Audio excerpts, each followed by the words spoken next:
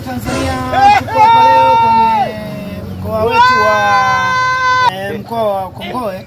Tupo kuwajuza tu kwa kati ya barabara ambayo inaelekea barabara ya flyover kutoka Mtatu mpaka Mkuranga. Basi na shaka tunaweza kukutana na mkuu wa mkoa hapa basi, na hapa pembeni yangu ni engineer ambaye amekabidhiwa hii barabara, ndio mtu ambaye anaifanyia kazi.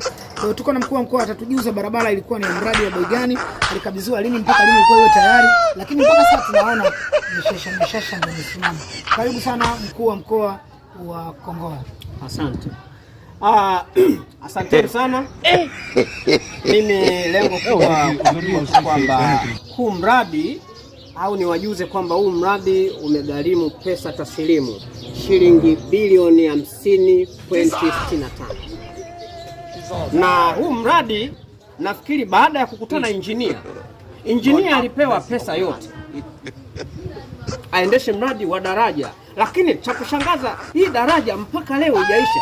Tangu mwaka 2000 mpaka leo mwaka 2026 daraja bado haijaisha. Imepakaje hii hatujui.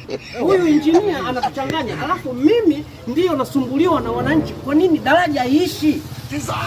Kwa hiyo leo tunataka atupe sababu za kuwa daraja kwa nini haijaisha.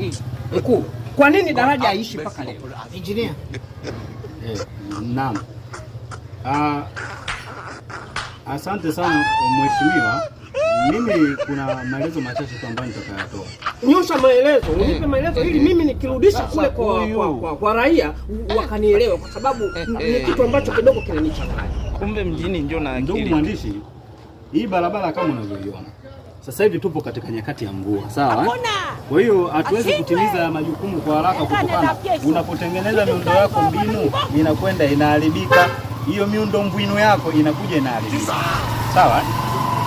Sasa nilikuwa nategemea kuharibika miundo mbinu, kwani tangia umekabidhiwa mradi hiyo, kuna kitu ambacho kinasumbua, labda tuambie changamoto sasa.